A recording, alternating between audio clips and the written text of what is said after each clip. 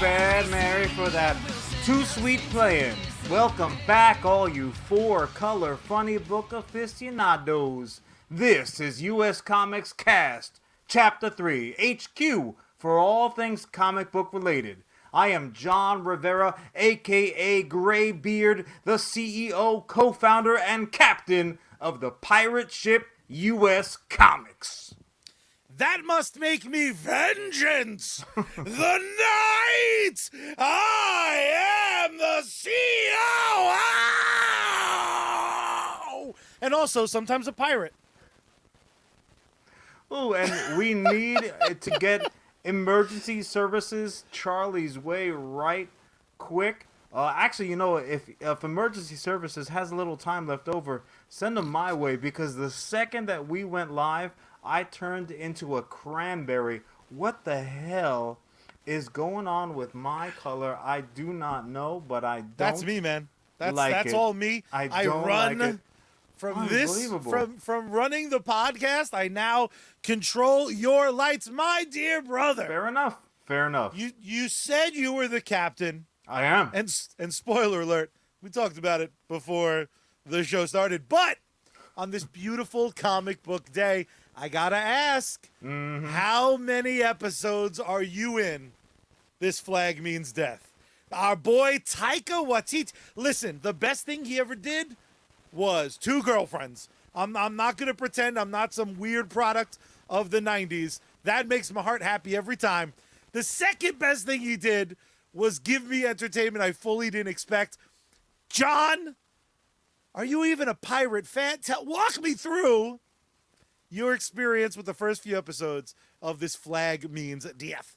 I mean, first mostly, I think perhaps the worst decision he ever made was trying to juggle 2 girlfriends, but that remains to be seen. Dude, you know, in my book, I refer to him as our favorite Kiwi, and I meant it. It came from the very best of places. The man in my book can do no wrong. I have literally lost my voice trying to talk people into watching, What We Do in the Shadows, into watching. I mean, like, basically anything he puts his little genius freaking hands on, it's a winner. So the second that I saw this coming on, I'm a big fan of the pirate genre. Even though, quite frankly, we haven't gotten anywhere near as much of it as we should have. It's such a ready and viable genre. They try every few years. Facebook tries to say. Facebook's like, no, pirates, skull and crossbones, no. Yeah, this is worrisome content.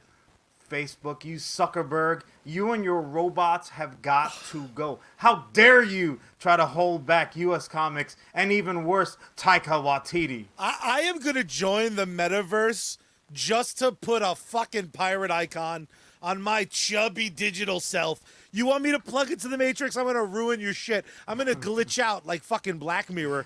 No one will be able to see me because they're like, oh, now spooky. I don't want the steak.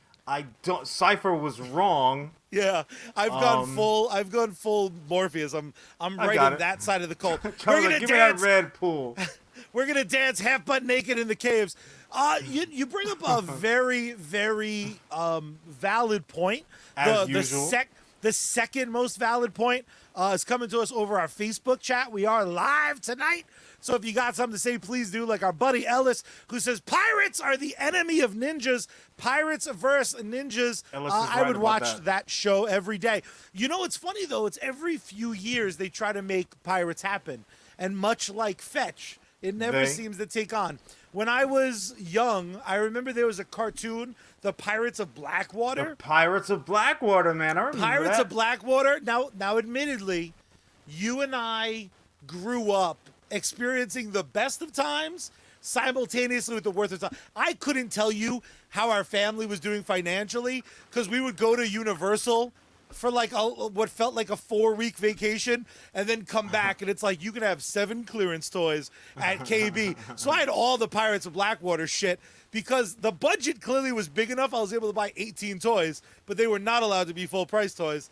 But all I know is I wound up swashbuckling with the fucking play set, and the one guy looked like a Pirates of chubby penguin. Blackwater was like a pretty forward-thinking cartoon.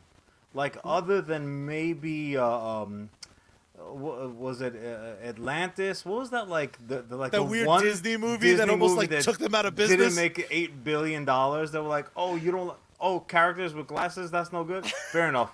Here's another princess. Our bad. Maybe I just imagine a lion here or there. I just imagine you immediately were like, I need to get contacts. This fucking this guy. four-eyed nerd can't get away with glasses. And he even had like the 90s boy next door hairdo, and like even that didn't put him over. I'm like, nah, forget about that. Like, nah, this is I disagree, bro. Pirates. See, here's the thing. You don't disagree with what much about what you're talking about. Like pirates, they take a while to roll out, and when because black sails on Stars, which I talked about here. Well. I talked about here when it was happening. It took me as a pirate fan, not of the Pittsburgh Pirates, Roberto Clemente put aside. It took me a while to realize that was actually a prequel to like Treasure Island, which is one of the most famous pirate-ass stories ever told. And I'm sitting there like, man, this is very clever. What a new endeavor. This is excellent. Let me rephrase though, because I feel like I've already lost them. There's always a pirate thing, but there's only ever one. There's no like competition. It's Black like Sails, Highlander, yes! Highlander. It's like one pirate story is allowed at a time. Pirates of the Caribbean got whack, and they were like, "Fuck off!" and fucking swoosh, they chopped off Depp's legs. That's what really happened to poor Johnny Depp. They're like, no, it's not your marriage falling apart. Freaking a Spanish guy showed up and like lightning was like, whoop, Johnny's gone. But I feel like a lot of times, and I don't know if you got this vibe out of it, but I feel like sometimes the best way, because Black Sails, again, it was absolutely awesome, but it was one of those shows, if you didn't take me by the hand and you were like, I promise this is good, I would have never watched it. There wasn't one ad. You show me a fucking poster with a pirate flag, the first thing I think isn't like, whoopee! This is going to be my new passion. No, yeah, because Facebook has warned you. You're like, no, Facebook told me pirates are very dangerous. We're not even allowed to see the graphic. Very scurry. But with this flag means death, what's great about it is I feel like sometimes the best way to get stuff back into the public eye is through shitting on it. Like the equity, the superpower of satire is it familiarizes with everything. To me, and lets you satire is the language of our love. Right? Because like if we... You and me? Yes. This explains a lot for my emotional scars. But also, like, we can also grow that circle out to the viewership, to our friends, family. Honestly, if I don't fuck with you, all right, so if I haven't be seen suspicious. If I haven't seen you in 6 months, right, and you know for a fact you have not personally hurt me in some way, both either emotionally, figuratively, what have you, and there's something wrong with you that I don't immediately point at and laugh to your face, then I don't like you. Like I am actively angry with you. I don't think much of you. That's our love language. So satire to me, you can't do satire properly if you don't love that source material. So Taika Waititi obviously is a fan of the pirate genre, which I gotta love.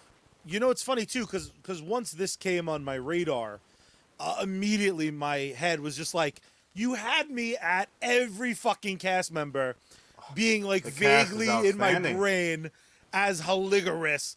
But even more so, I watched the first episode, and, like, 5 minutes in, I'm texting everyone I know. Which is like, stop what you're doing. I don't care if your wife's giving birth. I don't care if you're giving birth. Fucking I don't care if you're pause. the baby giving birth, having been given birth at 2 also as well as. Yeah, man. Neo's eyes didn't work either. You can listen to the show. What's funny is a lot of I think a lot of times when you tell them something is very clearly mocking and making fun and satirizing. I think there's something in the global consciousness that is still like, remember that series of films that was like superhero movie, scary movie, like scary movie was the one decent one, but then they made a billion parody films. So, A parody film, everything that they could fucking dredge up. everything the nostalgia critic has done in the last decade. If you're not familiar, he's an online personality who's just a hack. Rich though, so I guess I'll shut up. Shots fired. The if you don't have that intimate knowledge, if you don't have an underlying respect, if it doesn't bring you joy feelings to watch the Dread Pirate Roberts tear shit up, to remember Pirates of Blackwater, you're going to wind up being very two-dimensional. And where you get in the weeds, one of my favorite early jokes in the first 3 episodes that they debuted with, I believe, on HBO Max now. A episode drop.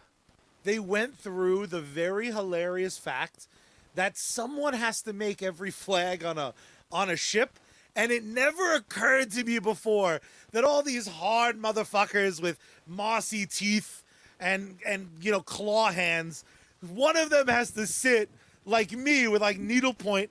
Oh, that know that would have been Charlie's job. Like, Charlie, Fuck yeah. Here we go. I get all the ridiculous job. Like, whenever my friends, and I use that term loosely because I hate everyone. Whenever my friends fantasize, like, if it was the zombie apocalypse, Charlie could stay back at the base with, like, the babies and entertain us at night when we need a laugh. Like, what am I, a fucking clown? Oh, I'm a safe clown? I'll podcast from the zombie apocalypse. But what's your big... Do you have something you're desperate to see a proper satire of?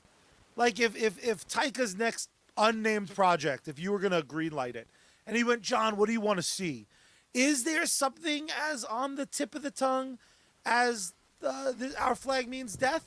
I don't know if has every other genre been done?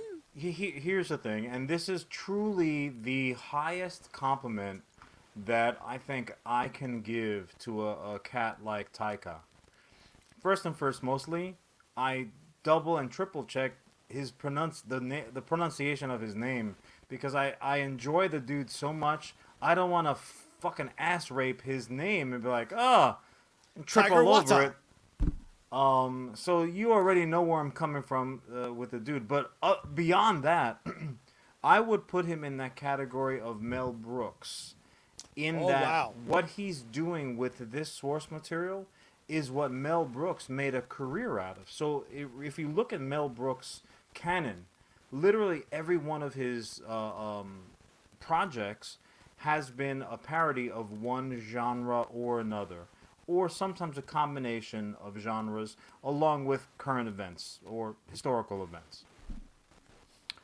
In order to do that, he had to be, Mel Brooks I'm talking about, had to be in love with, or at the very bare minimum, have an immense respect for that particular genre. So between now Taika Waititi, and I'll include superhero flicks with his win in his win column, because you can't look at what he did with Thor and say that on a certain degree, that's not a bit of a tongue-in-cheek superhero story. Now, we are so infatuated with almost everything that comes out of the House of Ideas cinematically that we're like, yep, that also as well as that's a great comic book movie. You're like, yes and no. It's as great a comic book movie. It's as a great comic book movie in the same sense that Young Frankenstein is a great horror movie, but it's also a comedy and it's also a bit of fucking satire. Blazing Saddles is a great Western, but it's also at the same time a fucking wonderful, send-off, parody of Westerns. So I would have to, I mean, honestly, that I wasn't prepared for in the least. So between the two of them, because my initial answer would have been, fucking superheroes, man, come at me. Also, another answer, if you take it outside of the Western category, I would have been like, fucking Zorro. Like, where's my... And then you're like, hold hold on a second, George Hamilton already beat me to that with Zorro the Gay Blade when he played his own brother. When Diego de la Vega went down, he had to have his replacement, a certain gentleman with a little bit more color in his lifestyle, came in and he did Zorro his way. So I don't really have one, tip of my tongue because mine have been done. What about yourself? Yeah, well, you bring up, well, I think my thought process when I sprung that on you was that truly it's like, well, what hasn't been done like so poorly that I don't want to see it, and that's what those like terrible flicks in the early 2000s. They assaulted 300. They assaulted. Yeah, but you bring up a great part, like you're a great point. When you have a truly phenomenal filmmaker, when you have a mind like Taika's or like Mel's, hell, man, it's been a long time since I've had a laugh during a Western. I know from Family Guy fame, Seth MacFarlane had a try. That movie didn't work for me. So all right. They had a couple I would of moments. literally let's do Blazing Saddle, 2. Let's have a team up. I want to see what happens with Taika and Mel. Now if they here's the hang thing. out. Not that we've transitioned into Mel Brooks worship, which I'd be just fine with. We know that coming out of Mel Brooks and co, including Nick Kroll, also as well as patent pending, trademark, everything we say probably comes from him. They're coming up with History of the World Part 2, which was like the whole point of that joke was like Part 1 is the only one you're gonna fucking get, but then all of a sudden now here we are, and Mel Brooks is keep on keeping on.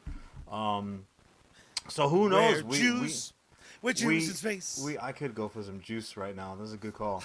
So who knows? We might be getting a little bit more, but yeah, to me, Blazing Saddles is always going to be top of the mountain in terms of westerns. But no, what I wanted to throw to you, my first fucking thought with this was with Taika having so firmly a grasp of what people want to see now on the big screen, but also as well as on the small screen.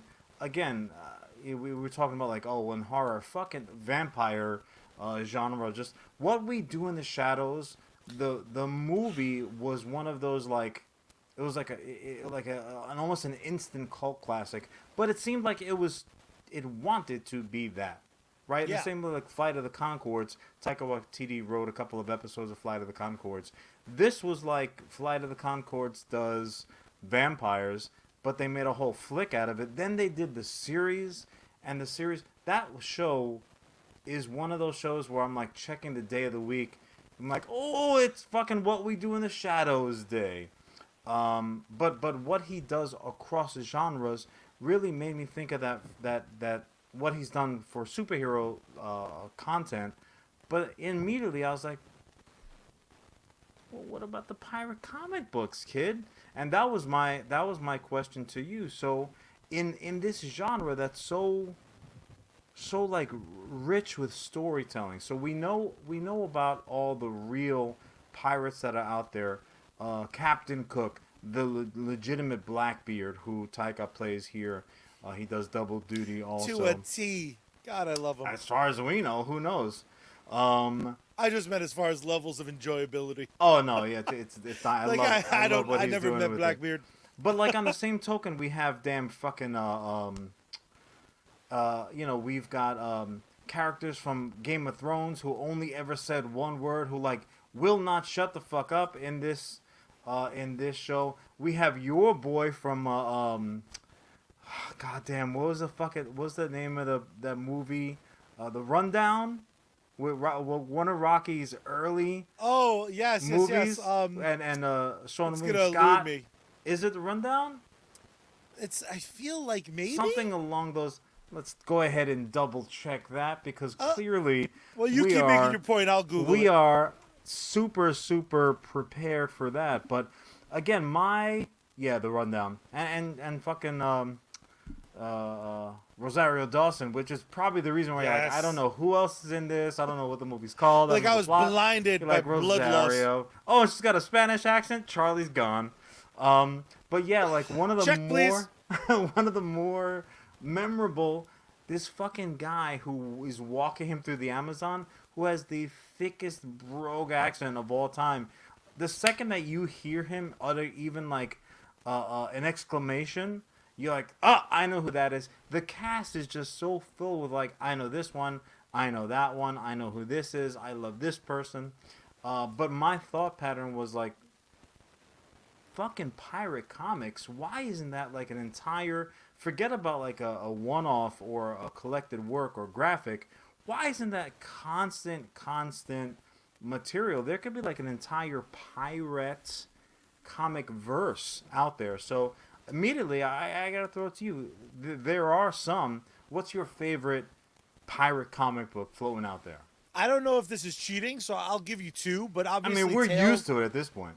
Tales of the Black Freighter is it Classic. completely stands on its own. It's obviously built in to Watchmen. They did an animated adaptation.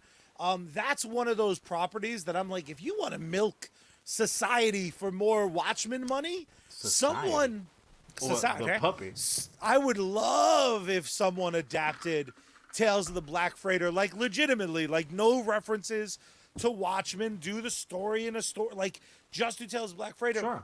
Yeah, But anyone who's then- unfamiliar, Tales of the Yes, Black Freighter please. is the comic book that is being read during the events of the Watchmen. So as those comics are unfolding, there's a kid who is reading a comic book, which is called Tales of the Black Freighter, which is a comic. No spoilers there. Has been out forever. Which is really a comic. It's like a survivor, and what he has to do, and suffice to say, it's pretty graphic. But yeah, no, that's fucking dynamite. A more modern, for me, the more modern, the immediate thing that pops to mind, I'm like Tales of the High Seas, and also kind of topics that we don't cover enough, in my humble opinion. Fucking One Piece. Oh my God, yes. That is. One Piece, how the fuck have It they is not poppin', stolen bro. more of my money? It is popping right now. Like, not here in this specific like comic book, capes and tights and underwear on the outside demographic that we tend to deal with here, or certainly cinematically live action. I don't know how the fuck they would even try to think about doing something along those lines. But yeah, I mean, those were truly the only two examples that came to my mind.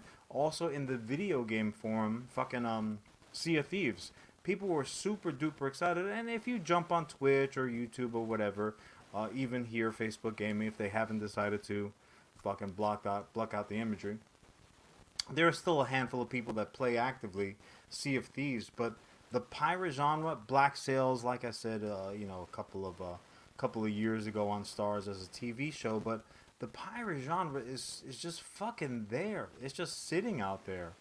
I don't understand why more is not done with it. Hopefully this series will just continue hitting home runs episode after episode as it has thus far, and we'll get even more of that salty, hooked, peg leg pirate action, and we'll see more of the content roll, because it's good stuff, man. It's good shit out there. Even fucking in the superhero world, every once in a while you'll see them shoehorn superheroes. Yeah, the fucking Marauders.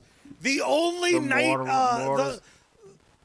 The only teleporting blue asshole I ever. Fuck Nightcrawler in general. What a shit character. You make him a pirate though. Yo, what's up? Yeah, you know what? Now the sword. Now I get it. Little tail with its own sword. Let's go. What about we talk about Batman? It's like truly a love-hate situation. We're like, fuck Batman, but he seems to weasel his way in to every goddamn episode. He's gonna do it again here today, I promise you. Because there's a very specific reason why we're not talking about the newest Batman movie as of right now. Spoiler alert. But fucking even in his Elseworlds world, goddamn Leatherwing has got something to say. Batman as a pirate, it exists. You can go out and get those comics right now. But I mean, truly, get the anchor up. What? Blackwing, what? Hey, Bruce. Hey, Bruce, what's the name of your ship? Martha. It's written on the back of the boat. Camera pan, you see a fucking even nicer boat, bigger boat, shinier boat in red and blue and yellow, and it's just Clark being like, my boat's named Martha too! I made it myself. It's Kryptonian wood. Good job. What does that do to you, fucking goddamn super mutt? I don't know, I'm just a little pirate baby. Honestly, if you don't want to see Superman v. Batman pirate babies, you'd be a huge fucking liar. Why are they babies now? I just think it would be funnier. Just like, and it's like, and honestly, here's the twist ending. DC called me. Twist ending is, it's Bruce Wayne taking like a fancy bubble bath, cowl on, with just two little rubber duckies. One's Batman, one's Superman. Little baby Wayne feet just popping up out of the water. No, he's a full adult in this scenario. Alfred's like washing them like, ugh. No, he's like 45. This is like a full, and in my version, you're playing Batman. You get to be great. This is my breakthrough. Awesome, dude. I guarantee the fucking foot fetish crowd would absolutely be all in. Oh man, that'd just be delicious. And if anyone disagrees with me, I suspect, much like George Lucas, and nothing like Mel Brooks Ellis. They would be a liar if they said they didn't want to get into some pirate action now that Our Flag Means Death has dropped. It's awesome. Check it out today. But most importantly, be nothing. HBO like Max. Be nothing like that filthy, also rich, but filthy liar, George Toy Boy Lucas, because he's a liar. He's a liar. How do I know? Because Han shot first. Put him up. Salute. Clink.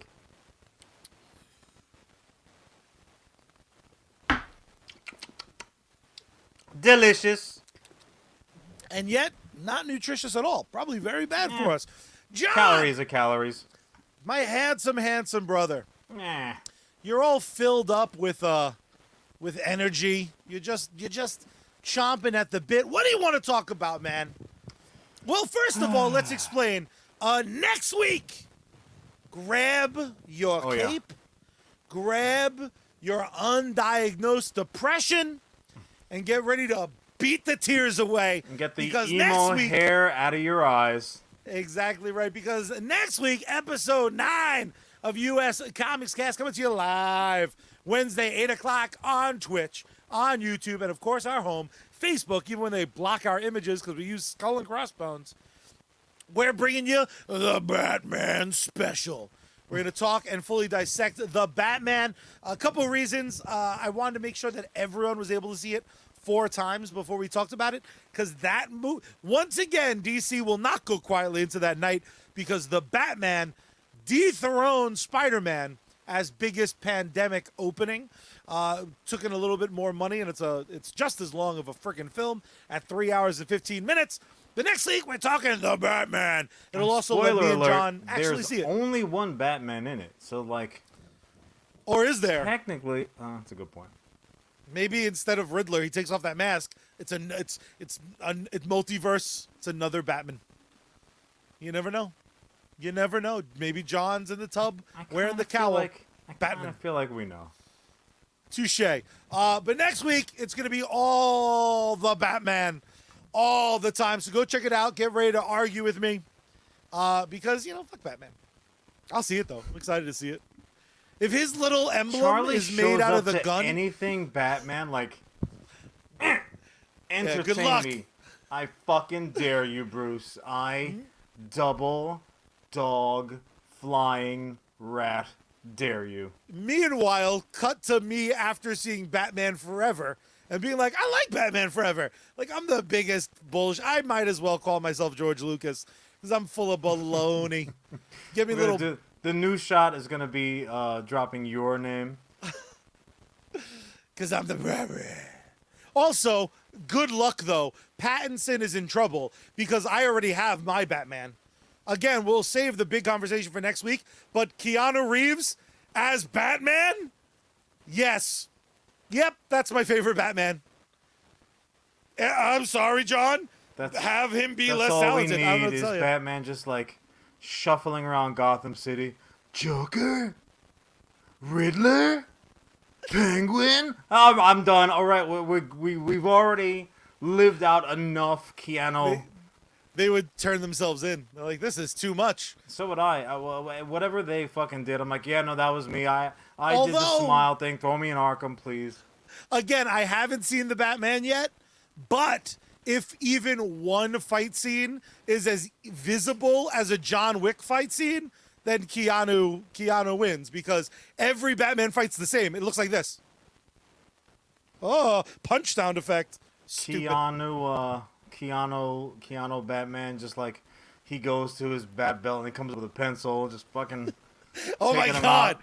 John, stop can see talking it. me more into Keanu Reeves as fucking Batman. That was not my intention at all. What do you want to talk about this week, my ring-a-ling-ling friend? Well, here's the thing. I've been pretty well established on the record as being. I try not to set rules in place, like hard and fast, black and white, in concrete rules on my opinion on things for two reasons. First and first, mostly, I'm almost always wrong. And then I end up having to show up here and be like, you know what, my bad. Just kidding. But then also, as well as, a lot of times you will, and by you I mean you, Charlie, specifically, will rush to throw out opinions about particular, not even topics, but just like subjects, right? Like you're talking about generalities. Well, in general, I feel this way, and then that's almost always followed by a comma, and then a ... and then a. But in this case, well then, asshole, you feel this way about something real, and that other way about something fucking hypothetical. So which opinion really matters most? And that's where I find myself today, Charlie. I'm so glad you asked. As a rule, I hate apologists. I hate them. Like, I shouldn't say hate. Hate's a strong word. Like, I hate what's happening in Russia and Ukraine right now. That I hate. I very greatly dislike apologists, and I tend to have little to no respect for them. Because I come from a place of like, fucking swing from your heels. Swing for the fences, and if you fucking miss, strike out. Just strike out. I would rather see you spun in a circle in a fucking heap at home plate having struck out than have a meek like, half swing, foul tip bullshit. Fucking swing big. Yeah, When you swing big, if you're gonna miss, if you're gonna earn it. fucking miss, fucking let everybody, cool everybody off with the breeze from your bat who are sitting in the cheap seats out in the outfield. I hate to interrupt this thought, but our Facebook comments are John is not saying never apologize. No. It is not Ellis, exclusively Ellis, a sign of I weakness. am literally mid apology, so no, I'm just kidding. No, but this is my point. Ultimately, that's like the rule, right? That's if I'm doing the fucking if I'm part of the 100 on the Family Feud survey, and I'm just literally strolling down the street, that would be my answer if that question came up. Why it would come up, I couldn't tell you. But that all being said, that's all preamble to this fucking bullshit.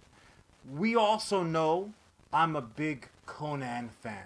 Fuck yeah, you are. You I'm got a sword. fan of the Howard books. I'm a fan of the Schwarzenegger movies. 1.5 of them.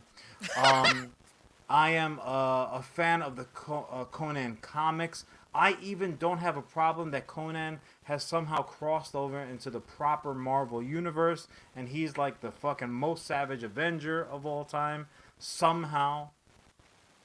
But, in the current run of comics that are going on right now, King Conan, which I am desperate for Schwarzenegger to put the Momoa reboot aside and continue with the trilogy that we were promised in the awesome 80s. The King Conan comics are running, and it didn't take very long for our boy, the Cimmerian, to stumble because in King Conan number 3, Fuck.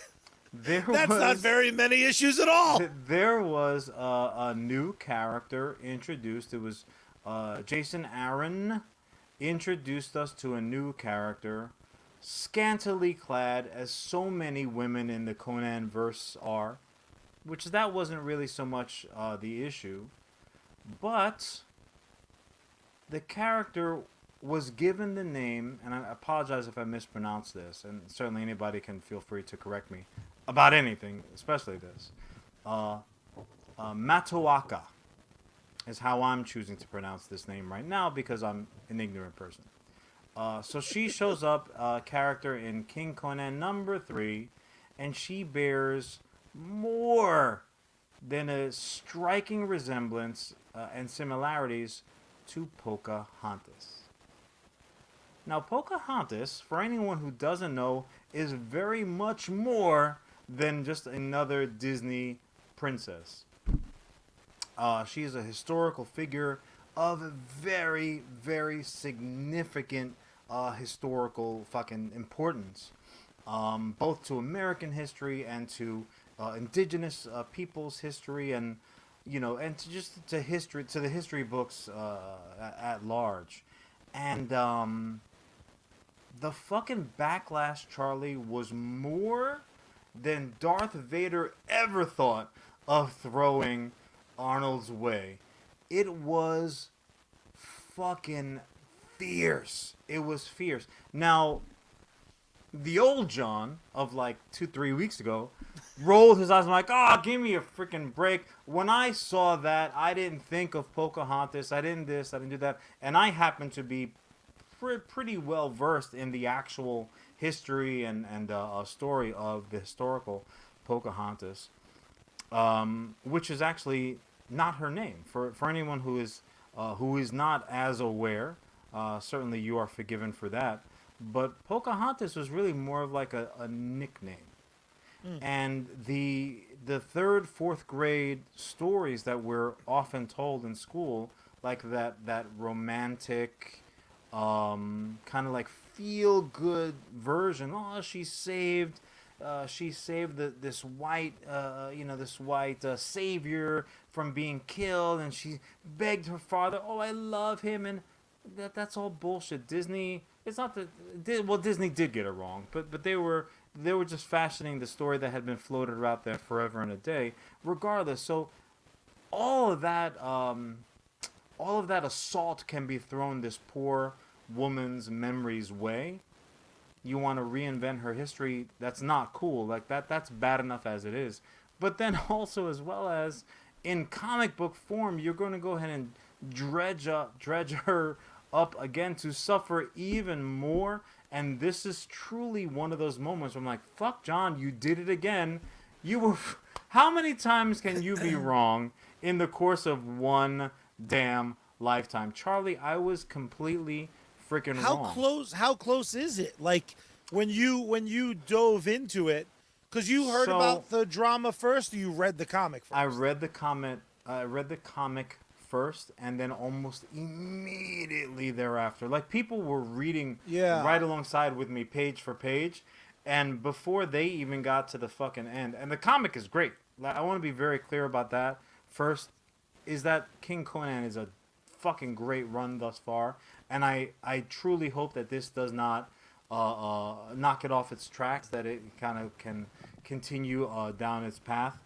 But let me read to you, if I may. Yes, please. The commentary by Jason Aaron. Well, just real quick, just because you read it, before you dive into that, when you were reading it, were you like, uh-oh? Like, did you connect those same dots? No, I didn't. So you read it and you just took it at surface level, and you were like, ah, what a good Conan rant. Yeah, okay. And this is also, I'm glad that you brought that up, because this is one of those situations where this entire ugly situation could have been so easily avoided, because it wasn't like dependent on like, oh, I get it, he's really referencing Pocahontas, the historical. No, that wasn't the case whatsoever. It was just one of those things. it was more closely like I'm the same reason why when you watch any movie or read any book, or even video games do it now when they're story driven, when they always have that writer. These are fictional Yeah. events. They're not based on any historical people. Any similarities are purely coincidental. That was like one of those situations because it would not have required it whatsoever. He just fucking used the wrong goddamn name. So if I may, Yes, please. in King, this is the quote from Jason Aaron. In King Conan #3, I made the ill-considered decision to give a character the name of Mataoaka, a name most closely associated with the real-life Native American figure Pocahontas, Aaron said in a statement. This new character is a supernatural thousand-year-old princess of a cursed island within a world of pistache and dark fantasy and was never intended to be based on anyone from history. I should have better understood the name's true meaning and resonance and recognized it wasn't appropriate to use it. I understand the outrage expressed by those who hold the true Mataoaka's legacy dear, and for all of this and the distress it's caused, I apologize. As part of that apology, I've already taken what I was paid for the issue and donated it to the National Indigenous Women's Resource Center. The character's name and appearance will be adjusted for the rest of this miniseries and in all digital and collected editions. So, That might be the closest thing to a perfect version of I fucked up.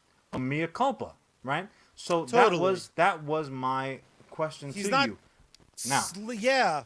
He's here's not the thing. just real quick. I've No, seen I was and going to I've ask you, how do you feel about that backtrack, about that recant?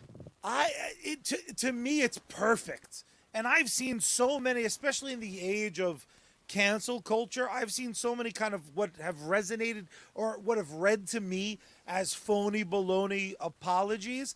That's one of the rare exception to the rule of those apologies are bad or seem like they're full of shit. That seems genuine. It seems honest. It seems transparent. And it seems like he went, in my opinion, like 2 steps further than I would have. That seems like genuinely being like surprised. I mean, so often I co-sign character decisions for USComics for decisions you've made. Either I've created the character or it's your character and we're working on fine details. But there have been characters I brought to you that then you helped flesh out and really bring to life with details that come from your wealth of knowledge that I don't second guess. I'm very I don't smart. do You're do correct. research on your shit. So you sometimes could be throwing like an Aztec name at me, and I could find myself in this situation. Yeah, no, and I I'm don't gonna know if- completely throw you under the bus. I'm like, that shit was Charlie, bro. I don't know what to I have tell no- you. Here's I have no his doubt about email. that. Here's And I'm his gonna turn- representation. I'm going to turn to our colorist Ellis and be like, that was his input. This lawsuit goes his way. I think that is as good of an apology as you can get. And I have to be honest, I'm a little bit gritting my teeth already because just based on the position of your eyebrows, I can't help but imagine it didn't go well. No. So, all right. So that was. I'll be 100% honest with you. When I having read the issue and like walked away from like dope, then saw the pushback, I was like, oh, come on, really? Like, is this really an issue? But so much so that I said, show me, tell me, teach me, I want to know. Maybe I'm wrong. Crazier things have happened, and wouldn't you know it? So let me now, because you haven't read the issue. No. Let me just further, and I'll give credit also. Comic Book Resources, the first time that I saw that there was blowback, and then they took me. So this is pulled directly from Comic Book Resource, who wrote this particular article. I'm stealing a lot of these details from Jeremy Blum. So, Mr. Blum, I do appreciate you giving us more of the details. But so Blum goes on to explain that the depiction, and he puts it best because again did read the issue. So she was depicted as a femme fatale by artist Mahmoud Asrar. So she greets Conan after the barbarian king finds himself trapped on an island. Okay. She reveals that she comes from a land far to the west. Uh-oh. And was exiled from her kingdom after she fell in love with an Acheron explorer. I might be mispronouncing that also. Uh-oh. Uh-oh. Little thing. I'm like, wait, oh no, that's right.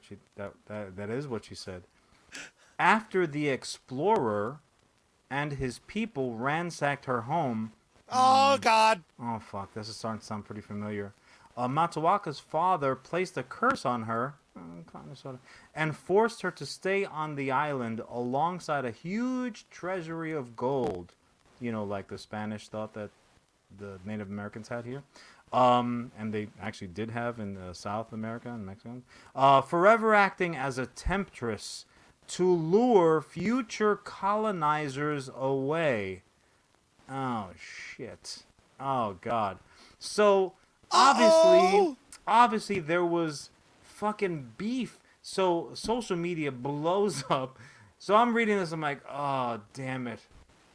How is that not obvious to you? Because, like, our associations fucking are here. You know, our families from the Caribbean, and, you know, we've got the Taino blood flowing through us, and, you know, like, this is something that should have been on my radar too. Shame on me for not seeing that. And I just saw a bomb piece with little metal nipple covers. You got and distracted feathers. by metal nips. I'm like, yo, I'm Team Conan. Let's get it on.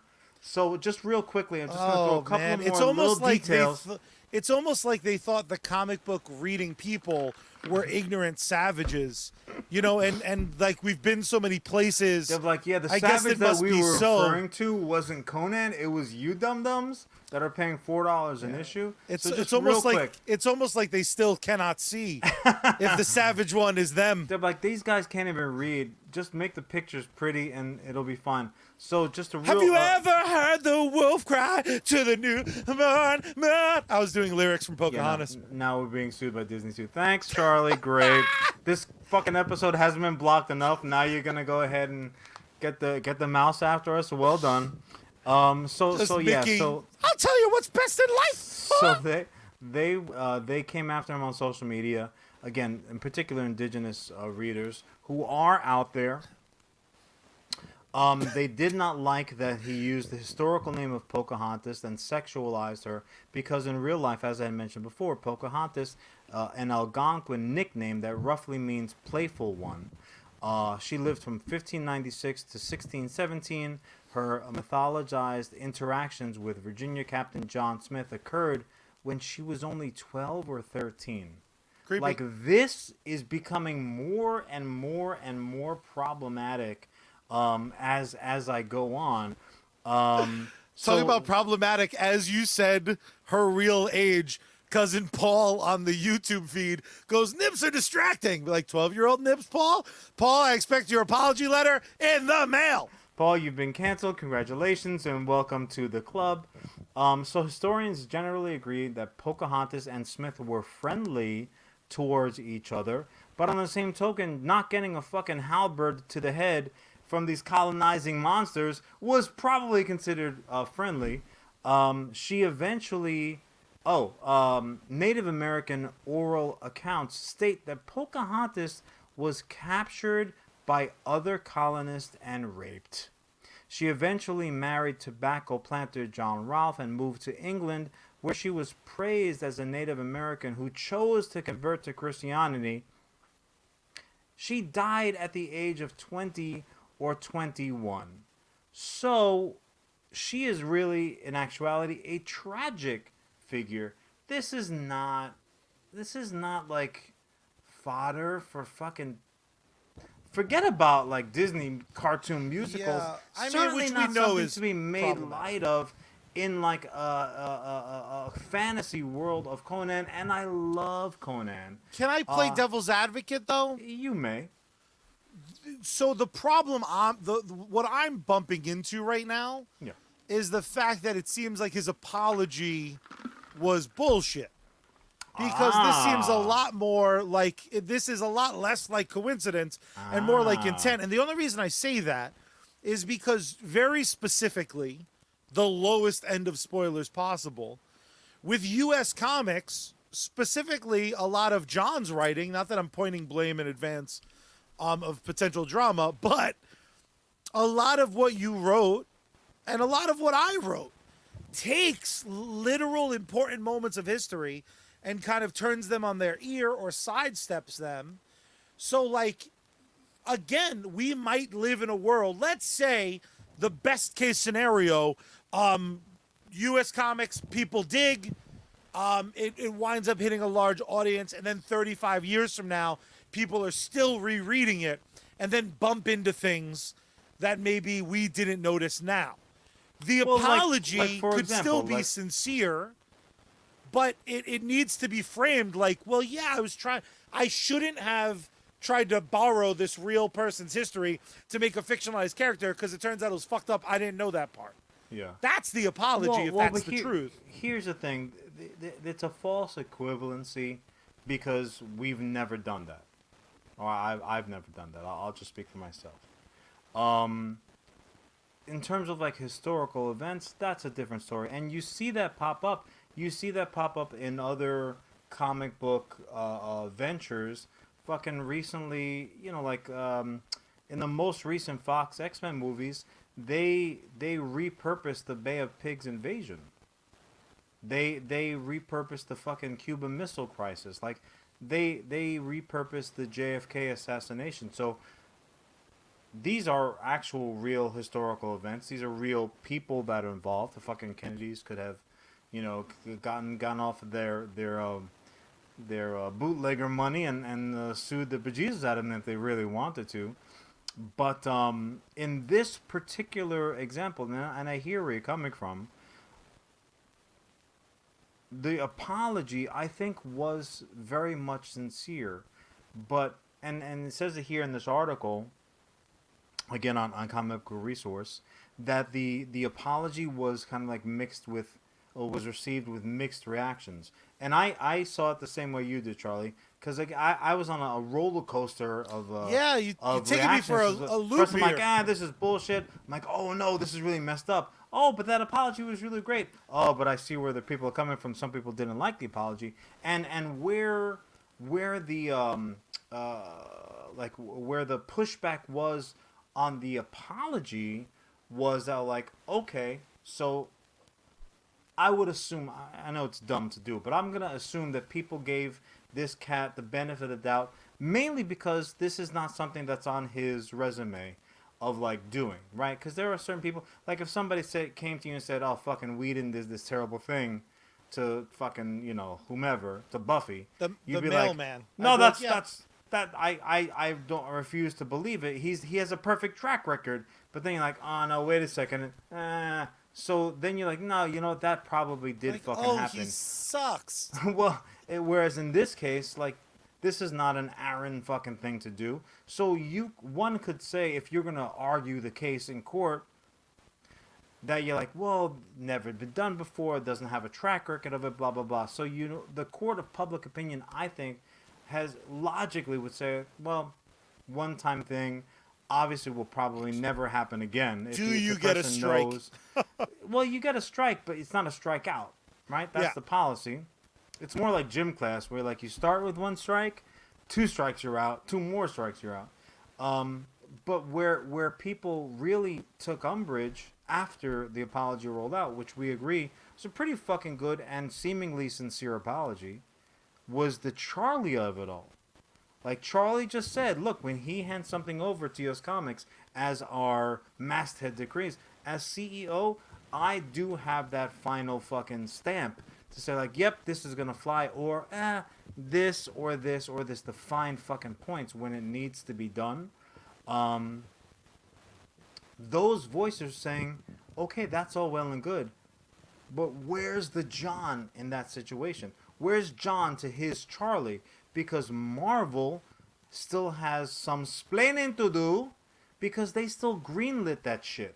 They greenlit the character's name. They greenlit the design. It's a good fucking point too. They fucking know if who doesn't know the problems of telling a Pocahontas story better than the fucking mouse. So my fucking roller coaster reaction continued because I'm like, yeah, you know what? There should have been somebody in that fucking at that table say, you know what? This is not Half-Life, All the Colors of the Wind. Here's this problem or that problem. So is it terrible? Is it terrible that if it was a smaller publisher, I leave way more room for these sort of mistakes? Again, we're talking about. Oh man, a mistake again, is a mistake. I hate to fucking ride this wave so aggressively, because I still do think that if he wrote that character intentionally with the AKA Pocahontas in mind, I think it's kind of shitty not to own that. Being like, oh well, I wrote this totally different character and I accidentally named them wrong, compared to like I borrowed a bunch of shit. Because I've come to you with some ideas for this company, and I've literally done no research. My job, if I had to pencil it, and you probably should take umbrage with this, but like I feel like my job with US Comics is to try to be as fucking creative as possible at trying to avoid, shit that seems familiar or seems like it was done, and to ride that wave of at least with the characters I'm trying to bring to the table, to make sure that it's always a nod and never a fucking crime. Like Ellis says off our Facebook chat, research is for fucking nerds. Nerds like the CEO who goes first in the letterhead.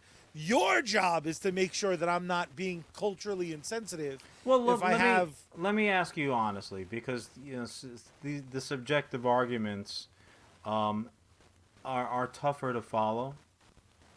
So right now we have a current established roster, fully fleshed out, 53 strong.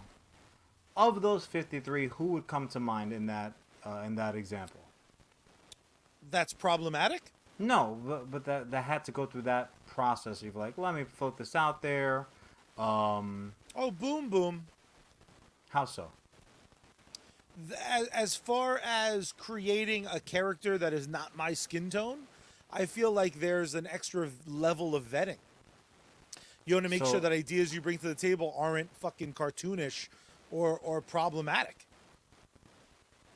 Yeah, no, I mean that I don't know if that's like that's a one for one example, and this is the reason why I was saying where even in the circumstances for storytelling purposes, the decision was made to use historical events. It was to push very clearly completely fictional characters' involvements in them, and also as well as for the storytelling purposes, we've clearly established like this is an alternate timeline. This isn't like a situation where we're saying, well, secretly your textbooks got it wrong and this is what really happened behind the scenes. So I hear where you're coming from. I mean, Captain America knocking out Hitler. If in that classic Marvel cover, if the point of that was like day one of Hitler being like, I'm gonna fucking do some heinous shit, Captain America shows up and none of that heinous shit happens, now I'm like almost second guessing, like, is that fucked up? I don't even know how to vet that. I don't know how to take real life tragedy, 9/11, a day that's so clear in my head.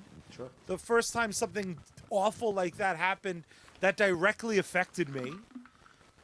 If we remove that from a fictional universe, are we being disrespectful of the firefighters and the cops and the EMTs and the other heroes that sacrifice literally everything? Well, what I think the answer to that is pretty straightforward, is that when events like that happen of such historical prominence, you don't really, your fictionalized stories, and this is not intended to offend anybody, on the creative side. So I don't want to be behind those fucking behind that enemy line.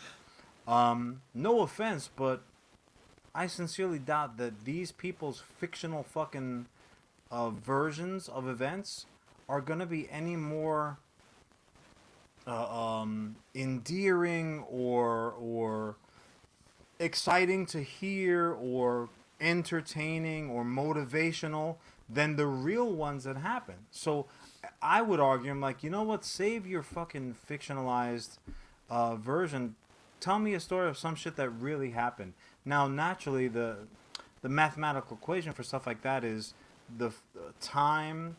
Time equals more like social acceptability. Like it's okay to make jokes about fucking Lincoln getting shot, getting assassinated now, watching a show. That's become okay. So if that is the math formula, then Pocahontas should be relatively safe zone. She ain't. She fucking ain't. And I think that is only right to do so. And I do think that Cousin Paul got it fucking right. That regardless of how an apology or take back is received, if it is indeed sincere, which I'll go on the record and say I think also as a creator of like with those same intentions in mind, you just want to tell a good, interesting story that satisfies your end user. If you put some shit out there that for whatever reason is received in such a way that it was not your original intention and you feel bad about it, then you fucking apologize. Look, this is not what I wanted. This is what I can do to try to walk it back. It's not a question of like woke or any of these fucking buzzwords that are floating around or like being weak or this, that, and the other thing. Say how you fucking feel. If you feel bad, be like, I feel bad. This is not what I intended. This is what I'm going to do about it. And all you can do at the end of the day is put your hands up. I hope that is acceptable to whomever did take offense to it. And again, Paul was right when you say you just learn from it. Do better next time. The biggest sin is to fucking make the same mistake twice in a row. Fall down, you fall down. Swing from the heels, you're looking for a home run. You don't connect, you strike out. Whatever you're going to do, you're going to get another fucking chance at bat. You just pick yourself up, you dust yourself off, say what you got to say, and you wait for your next at bat. That's how I feel, at least. I mean, and that certainly is a perfect world. I mean, I don't know if it's a fear so much as something I've just accepted as reality. There's always going to be a contingency of people that never accept it, and that is the price of creativity, in my opinion. That's on them, and that's their right. If they choose to go down that path, if they want to hang on to that. And nobody's going to question them. I certainly have taken offense to certain things that have floated out there, and those people might have apologized. Whether it's sincere or insincere, that's between them and whomever. And I made that decision ultimately, like I'm either going to accept it and continue to take in the material. Sometimes I said, you know what, you're done, and I'll move on to something else.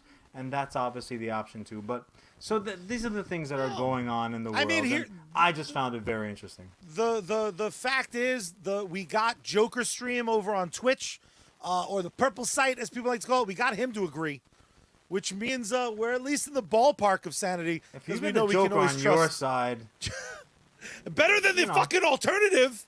Better than the alternative, John. I'll tell you next something. week, Charlie. You gotta wait. Wait till next week. Damn it. Fair enough.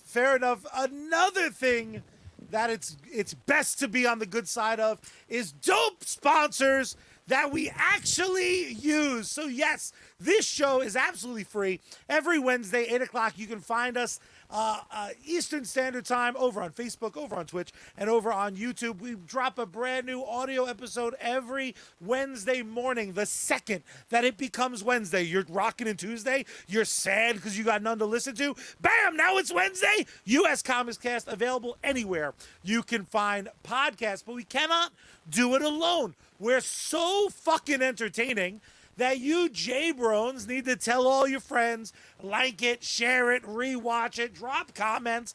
That's the best way to get us to be able to keep doing this fun stuff as we build to releasing the 4-color funny that has been our dream since pre-pandemic. But we can't do it alone, so that's why we need our amazing sponsors.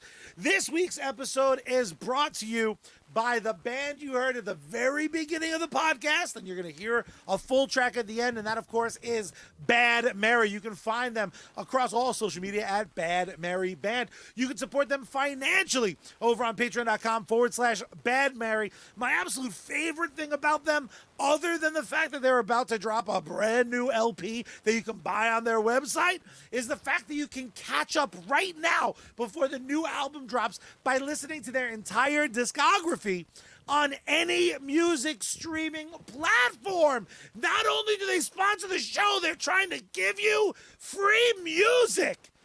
Gosh darn it. It feels so good to know that we're not shilling things we don't love. So, John, tell them about another sponsor we love. Why don't I? The real question is, where are we dropping? Which with Sergeant Finesse. You can find him on both Twitch and Facebook Gaming, multiple streams every day. Outstanding video game comment, supporter games, co-streams, giveaways, contests. Don't be a sucker. Check them out today. If you need to pick me up, do like I've been doing. Follow the White Rabbit over to sneakenergy.com. Use code SGT at checkout. It's really actually quite good. Looking for some fresh new gear? Go over to geeksunleashed.com. Use code SARGE at checkout there. When Sarge is on deck, you salute. GG, son. Sarge just joined us last week. He actually had a very funny moment when the episode art. I sent him a little preview, like when I send it over to Charlie, like midnight. And he had a bad moment. You ever have like one of those moments when someone's like, "I'll see you tomorrow," and you're like, "Fuck, did I get invited someplace? Did I agree to go somewhere?" This is what good friends do, is that they're like, "Oh, cool." Like, they like lie to you, and then they try to do the math themselves later. So the Sarge was like, "Fuck, did I agree to be on their show again for them this week?"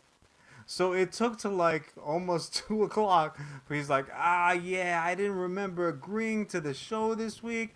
Maybe if I jump off my stream, I'll start a little earlier. I'm like, no, dude.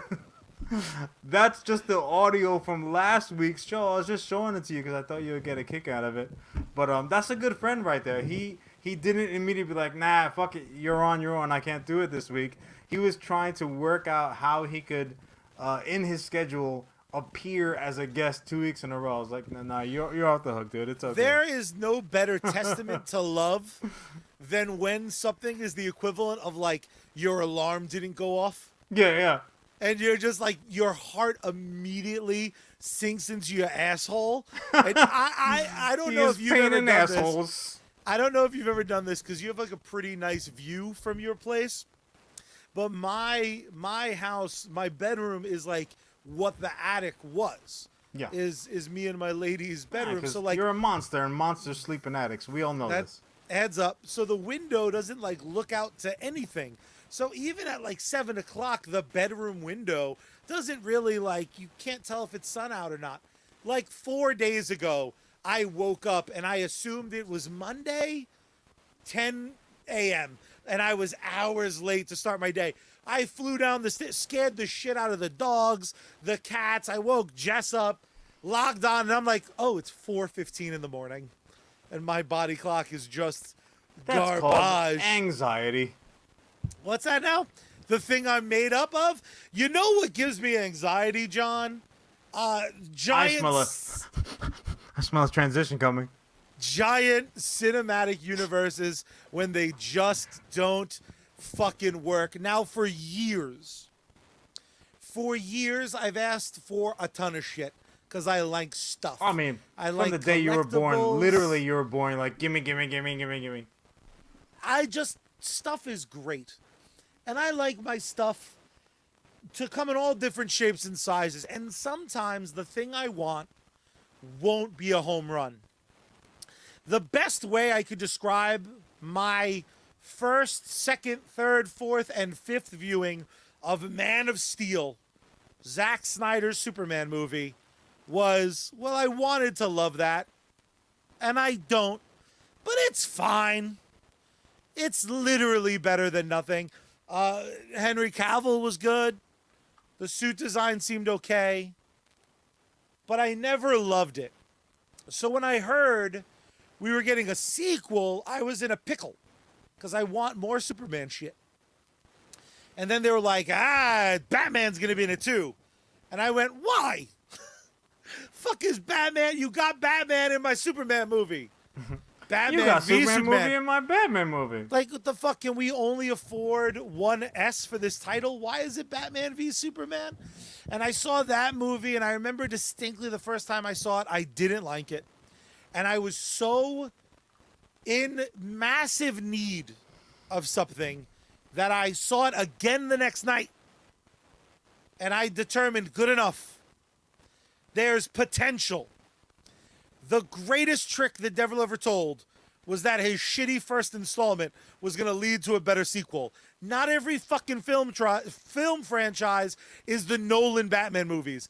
Batman Begins is fine, but no one left that movie being like, that's all the Batman I'll ever need. And then we needed Dark Knight to elevate it, to get where we needed to go, right?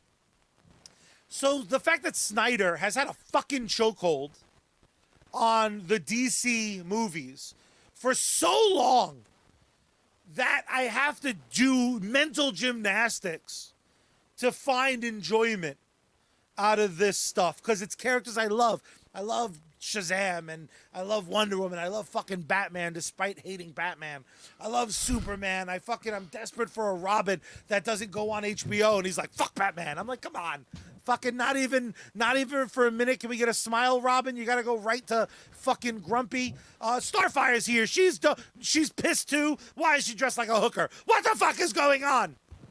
So much to my joy, despite the fact that next week we'll be talking about another dark, gritty Batman movie. Not that there's anything fucking wrong, but how many times are we gonna be like, this one's darker? He smiles even fucking less this time. I say all of that looking forward to the Batman, by the way, just to make everyone clear, I'm a hypocrite from Jump Street. They know. The dope news is, though, the Batman made all the fucking money. And Warner Brothers boss, Toby Emmerich, was quoted as saying, after he showed up with DC Cinematic in 2017, apparently the first thing he fucking wanted was the Batman movie, which originally was going to be Ben Affleck's Batman movie and then kind of metamorphosized into what we have now. His other big project was the Joker film with good old Joaquin Phoenix. So then when he was asked what's going on with the sequel, he went, shut your mouths. I don't want to talk about the sequel. Shut up. He did say something, though, that made my heart go aflutter. Because it's the thing I've been saying for years now. He said, and I quote, the movies don't have to all have the same tone or interlock with other DC movies or have Easter eggs that sets up another film. Quality is the most important factor for a studio, and the biggest thing you can do to influence quality is the filmmaker that you hire. When I tell you this is goddamn mother's milk to me, I am so excited about the idea of borrowing the real secret sauce behind the current Star Wars franchise pieces. The real thing to steal from the Marvel Cinematic Universe isn't its interconnectivity, isn't that everyone sounds alike, isn't that everyone kind of looks alike. Those are the bad things about the Marvel Cinematic Universe. What you want to steal is hiring people like Taika Waititi. You want to hire people like James Gunn, and you want to say, James Gunn, what do you want to do? I want to do characters that no one gives a fuck about. You want the Suicide Squad? No one gives a fuck about them. Sure. Then I'm going to take Peacemaker. Nobody wants a Peacemaker show, but you want to do it? Fucking do it. And then it's the best thing ever. If the Batman is nothing but 3 hours and 15 minutes of the fucking director's vision, I will high-five people in the crowd regardless about whether I like it or not. Because what I want are these little pocket dimensions that can be their own thing, right? If you can't handle a Batman movie that exists with 50 other fucking characters, then you don't have to jump through hoops to explain why Aquaman isn't at the Gotham City Pier, right? Because there's no fucking Aquaman. And if you're Batman, if they do 50 the Batman movies and they add all the characters, let there be multiple Batman running around in the movies. There's about to be. Michael Keaton's coming back and everyone's tweaking their nipples about it. Bring back do a fourth Nolan movie. I don't give a shit. Even George Clooney, because he's got bat nipples. That's true. He's the most easily accessible. I am so excited about this idea of letting filmmakers fucking swing for the fences with properties. And you and I talked about it in recent weeks, that part of James Gunn's secret sauce is that he plays with toys no one else wants to play with. But I still would love to see some of those toys fucking play. What is James Gunn's Superman like? And right now the answer is like, it's the Snyder universe, I guess. But like, one day if he felt the need, if he wanted to tell that story, let him play with a fucking main character. The one thing I always defended about the Snyder movies where they were his vision, and I'm grateful that he got that 14-hour movie to finish saying what he kind of wanted to say. I'm going to kick it to you. Are you excited? Do you think this is lip service? What are your feelings on potentially the DC cinematic universe going the route of the pocket dimension, the true multiverse, where you can have your cake and eat it too? Hit me, because I just talked for like 8 minutes straight. The sad, to me, the sad truth of it is money talks. You know what I'm saying? Like, money talks. So just to, I know we're talking about DC, but to take it back over to the Marvel Cinematic Universe, that's what they were doing for the longest time.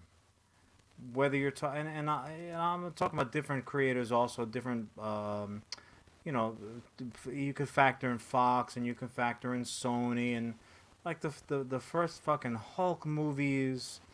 You can talk about the Fantastic Four movies. These were all pocket movies, and you can fucking bet your bottom dollar, sir, that if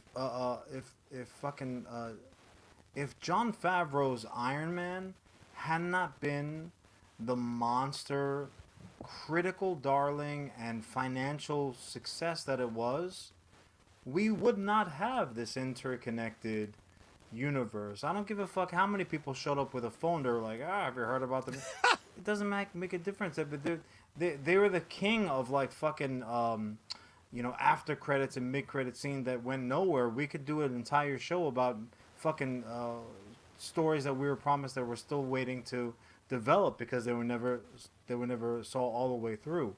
So at the end of the day, my short answer is it's about the money, because even now with the success that the Batman has had, both financially and critically, we can bring fucking friend Jordan and board member and creative creator also Jordan in on this, and maybe even Mike also. There were Batman fans, like Batman fanatics, who were saying like, this fucking movie, and then they saw it and like, oh, eat my words time, because I really liked it. But even now they're already talking like, how are we gonna connect in the same fucking breath? So you've got this huge announcement, pocket dimensions and and then in the same fucking breath they're like, but how are we gonna connect Joaquin Phoenix's fucking Joker and Pattinson's Batman and this? So like they're saying two totally different fucking things in the same fucking breath. Now granted, they do have pocket dimensions, if we're going to use that rather than multiverse, because Marvel's going to take ownership of that somehow. They're like, Thor is just ours. No, it's not. Other people can use the name Thor. But if that's what we're going to call it, like if you look at their entire TV their TV lineup, that doesn't exist. Even though technically, you got this Flash doing the Flash thing and running through realities, showing up on the fucking Arrowverse that was happening, and then we have Arrowverse spin-offs that started in the fucking Arrowverse but now are no longer connected. And where the hell is Supergirl going? And now you also, as well as have, there was a moment where we would have had two Batman projects on the big screen within the same year that were not even connected to each other. Yeah. Not even like, oh, well, this is that Batman, but 20 years ago. No. Totally fucking different worlds. So, I just don't believe them. I don't believe them. I don't think that they have the wherewithal to tell interconnected stories the way that Marvel is right now. For whatever the reason, you want to call it their organization up top, whether you want to say, well, you don't have the right people in the right seats in order to do that, I just don't think they fucking can. I just don't think they can do it. Now, let me, so I totally respect that, and I totally understand that. And the truth is, it's that apprehension it's the best hat I wear, is being like, you guys are fucking liars, you're going to fuck my heart. Which hurts, by the way. I don't recommend it. You like that turn of phrase? That's a t-shirt available this fall. Right in the order hole. Geeks Unleashed. Look for it. Don't, though, because that'll get you flagged by the FBI or something. So here, let me spin it to you this way. My theory is that we'll all be better off and far more entertained if these movies were able to start focusing on themselves without worrying about fucking 3 tags, without worrying about setting up their own future. I think we get much more interesting shit. And this is why, to elaborate. Mm-hmm. There is a certain charm. My favorite superhero movie of all time, I think it's the most charming by a mile, is the very first Richard Donner Superman film. Superman the movie. I love Superman the movie. Of course. Even his cut of Superman 2 always was the plan, right? Superman 1, that's clear as day. They filmed it in succession. They set it up. It has everything that I've grown to kind of roll my eyes at. But I think the secret sauce there is Donner was setting up outside. Underwear. Honestly, if it doesn't come back, I'm going to scream. What was great about Donner's kind of 2-pack of Batman films, but even more so perfected by the time we had Keaton's Batman, was that even Superman that existed always as a 2-pack, or the better example, Keaton's Batman, which existed to exist. They name drop Metropolis in the first Batman movie. But there was no intention of introducing Superman. There was no intention. They didn't want you to presume Superman existed. They didn't want you to presume that that Christopher Reeve was flying around. That movie existed in its own pocket dimension, telling the story it was telling. By not setting up the next film, I feel like Michael Keaton's Batman is the most complete comic book movie potentially of all time. And there are plenty of movies that don't necessarily set up a sequel aggressively. If you let filmmakers make the film they want to make, and if you almost make a mandate, be like, don't fucking queue up your next shit. Stay focused. Make the thing you want to make. I think the films overall will be far more enjoyable. I think we'll get a much bigger spectrum. I think if something like Morbius, which on paper is exactly the sort of Marvel film I kind of want. It's dark, it's fucking weird, it's different.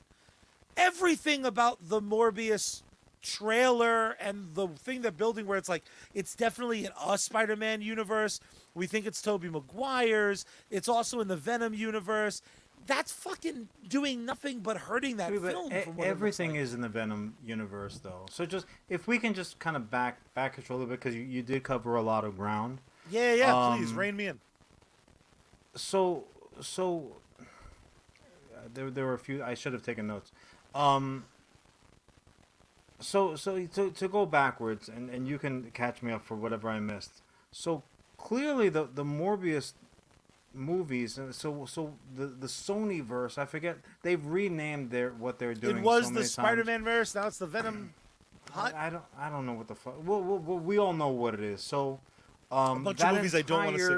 that entire cast of that's not true also, because even the bad ones have something to walk away from, and you end up seeing them anyway. So it's like if true. they already have your money, Charlie, at least try to enjoy the popcorn at least. Fuck. But no, this was my original point that I wanted to make. So the Tim Burton Batman movies, I would disagree with you. I could not say for certain that there was no intention to have other interaction, because he was making a fucking Superman movie. He had every intention to make a fucking Superman movie. Already they had production done. They had a script done. They had costumes ready. They had, I mean, there are famous fucking photographs of creepy long-haired Superman, and anyone who has had the displeasure. You want to talk about the latter fucking Donnerverse Superman movies that failed, and God rest his fucking soul, but my man Chris was as responsible as anybody else, because he co-wrote the fucking the latter ones. They just didn't have the money to pay for anything that they wanted to do. Hope you like this one scene of him flying. So You're gonna fucking see it a lot. So once again, yeah, they went back to that was George Reeves. That's not even the right. Anyways, this is black and white. What the fuck is going on? Fucking old cartoon. This is dope. Wait. Oh my god, give me a Fleischer fucking, on the big screen. I'd be there for days. No, yeah, fucking, I think ultimately again it came down to the fucking money, because if by connecting them it meant more money to fill their coffers, you can bet your fucking bottom buckaroo that's precisely what they would do. I think that is bullshit. I think it's fucking bullshit. Do you think that that's still the case? Yes. Do you? I do think there was a time. No, not the money thing. I know the point you just made. You believe in. That's. Yeah. I'm not that egotistical. My point is, do you think that there's still equity in do you like Spider-Man? Well, in the same universe, here's a Morbius. Or do you think that by virtue of it's a comic book character from Marvel, you don't think that's enough? You think these movies still gain an audience by having connective tissues to other things that are liked? Yes, 100%. And the reason why it's a very practical reason being, how many of the original Avengers are left now? 3 or something? 3.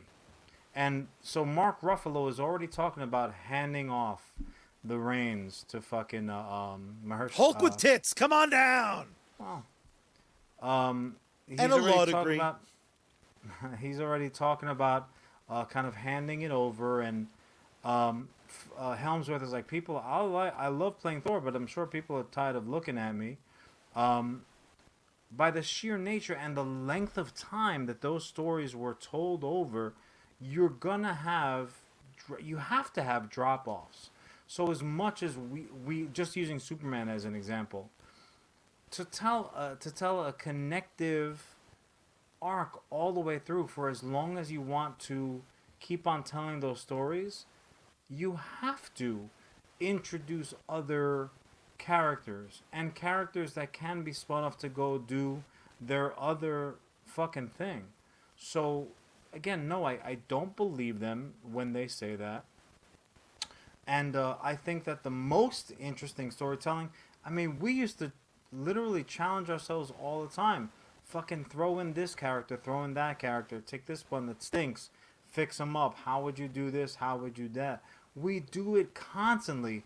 And on the same token, we literally just sat here bitching about the fact here comes another Batman thing. It's like he's fucking hard to keep track of. And there was one point where, and this was me, mocking my own voice when I say this. There was gonna be 2 Batman projects at the same time, and ba 3 if you included the animated fucking versions.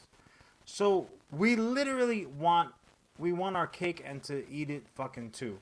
And we're also gonna as well as make fun of the fact that we're all eating cake.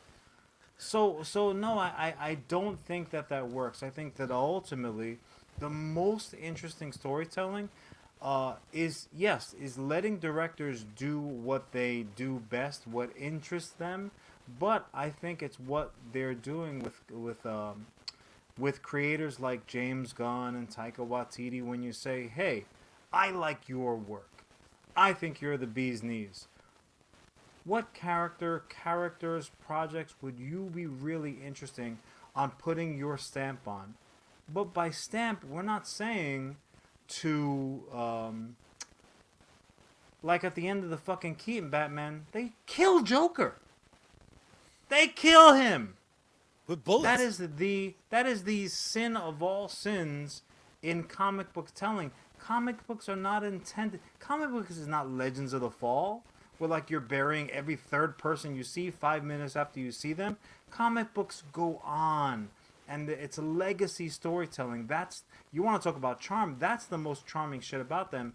Is like, oh, did you hear about this one time that Aquaman and fucking did this and that happened a long time ago, and he's still out there fucking fighting fish right now? That's the ultimate charm, I think, of comic book storytelling. So if you want to say this was an adventure that was had, and tomorrow there might be a whole nother adventure, that's where the magic lies. But and because I do want to eat, I do want to have my cake and eat it too. And let me just end with this question to you. Yeah. So I should be. Here's the crossroad, and here's the hill I'm willing to die on, because I think you and I are diametrically opposed on our views on this. Mm-hmm. Are you saying that we've had enough Iron Man stories for now until the entirety of Marvel reboots? Because that sucks. I want fucking, as much as I love new characters getting the spotlight. Yeah. There are still a billion Iron Man stories I want to see. Why should I be denied a new Iron Man film because his ass is dead? No, what I said was this is the reason why they do it that way, because as much as we love fucking Downey Jr., he can't come on. Even if you were just doing the fucking the heads up display and everything else is CGI, he's first and first. Mostly there are other things that he also wants to do. You cannot lock in somebody for a 30-year fucking window. So yeah, 100%. There are other Iron Man stories to tell. In my opinion, far better ones to be told. But you have to finagle it to tell them sometimes in different ways. Whether it's a series or whether it's an animated or whether it's whatever the case might be. Now you raise an interesting point when you're talking about like, letting creators do what they got to do. Well, like what James Gunn did and what fucking Taika Waititi, they were doing it for Marvel. So yeah, granted, James Gunn is fucking hitting home runs over at DC now with Suicide Squad and the Peacemaker series and everything like that. But that is connected. So like here, he actually is both proving and disproving your point at the same time, because he is doing his own thing, and he is on the edges of those connected stories. Because until Flashpoint, and I'm gonna give Joker's Dream credit before we run out of time. DC, for all of their fucking bullshit that they're spouting, that Charlie's just fucking like, yeah, do whatever you say, I'll be there. It's just like Charlie's pull list. Whatever the fuck was in his pull box, he was gonna pay and take home and fucking ingest. That's how he is with DC fucking, spitting out what storytelling. I'm fucking loyal. You gotta give me that. Joker Stream, he raised a very good point. They literally just fucking announced today delays for the release of both the Aquaman sequel and fucking Flashpoint. They're delayed. We're not gonna see them this year. You gotta wait till next year now to see them. Now, granted, for Charlie's satisfaction, we are gonna see Shazam a little earlier. Black Adam was pushed back. So, like, DC, what the fuck are you doing? You can talk all you want about like, well, we've got pocket dimensions and we don't have to tell connected stories. Hey, you know what? Maybe put out a movie that's not about a talking dog that's animated on the Commodore 64. Hey, fuck you. Maybe. That looks good. Hey, fuck you. Once again, I hate to be a pessimist when it comes to four-color funnies, but DC, and I love them, they literally have left me no fucking choice. I am at the point, I am with DC the way I am with the owners and the players union with the fucking MLB strike. I'm in a show me mode. I don't want to hear anything from you. Shut your mouth. Shut your mouth. Shut your mouth. Shut up. Show me now. Fucking Fair show enough. me. You want to say, oh, we got pocket things going on? All right. I loved Peacemaker. I very much loved The Suicide Squad. There were bits and pieces of the fucking Birds of Prey that I very much loved. And I will watch anything with a smile on my face that Margot Robbie deigns to fucking show us. But that all being said, and again, everyone is saying that they very much love the Pattinson Batman flick, and that is totally isolated. I really, really enjoyed Joker as a standalone. They're flirting with the idea of fucking of what's his face showing up as a Willem Dafoe being like worked into a Joker somehow, some way. Look, the funny thing is, everything that I say that might disagree with Charlie's take on it, Charlie and I are coming from the same place of one specific way. We're gonna go see it. We're gonna watch it on TV. We're gonna pay money to see it in the fucking theaters. They already know they have us, and that I think is the ultimate superpower. We're theirs. We're already addicted. So they can say whatever the fuck they want, and to a degree they can put out whatever they want. We're gonna be there for it. So That's no, true. I don't believe them, but I'm gonna buy. I'm gonna. I would love to live in a world where one day, 2032, the biggest conversation that you and I are having are like, which Superman movie this year did you love more? Did you love the one where he fought fucking Brainiac, or did you love the Superboy movie where he was rolling with the fucking Legion of Superheroes? Like, nothing would bring me more physical joy than having a film franchise about the Justice Leaguing it, but also simultaneously the fucking Batman pirate movie where it's like, oh, they did the fucking thing where Clark's ship is nicer. Just like the USS Martha, bro. For my brother who has the very strongest and best opinions in the multiverse, my pocket dimension is going to live in hope, and I'm going to hope we're just going to get fucking more. Give me like 10 goddamn DC movies a year, and every year could be the same character. Give me like fucking 10 Deadshot stories. I'll pick my favorite. That character is called Batman. They're already doing it, Charlie. Touche. Just like the Todd McFarlane toy line. Hey, how about a couple fucking toys that aren't Batman? Todd. How about maybe a Spawn toy? I fucking see none of those in stores. I see 85 hazmat suit. Fucking Batman, you prick. Fuck you, Todd. I love you though, Todd. Unless it's Leatherwing, my friend. We'll take a Leatherwing. It's fine. Leatherwing will take all day. For my dear brother, with again the second best opinions in all the multiverse, I am your COO. I am full of piss and vinegar. I cannot fucking wait for the Batman special because no matter what, I'm going to have fucking opinions. So far, I can't see. I just can't. All I've heard is people saying it's good. So part of me is sus as a motherfucker. They're just trying to mess with me because that's what they do. You just say sus. Oh, I did. You're sorry. fired. My brain is half rotten. I've been doing nothing but WWE 2K22 the last couple days. So fired. For my dear brother John, you got to do a couple things for me. You got to rate, you got to comment, you got to subscribe somewhere on the podcast format. You got to tell a friend, you got to share a video, you got to hit like on this. Our Facebook likes for this video are way less than the people who are tuning in right now. You jerk, hit the little thumbs up. It's not that hard. Do a heart. Let John know he's pretty as hell. Look at that hairline. For a man his advanced age, his hairline should not touch his eyebrows. It's ridiculous. I'm just jealous because your haircut looks so nice. You look like you're ready to star in a superhero movie. John! What? Other than being slightly offended why don't you tell the lovely people how we end this and every episode of US Comics Cast? It is so simple. First, you got to put out that recruitment for new COO of US Comics. But then when that is done, you got to turn the power on. You got to turn the volume up. And you got to tune Bad Mary and open up the window wide and scream out into the night sky. Save me, Space Girl. We out.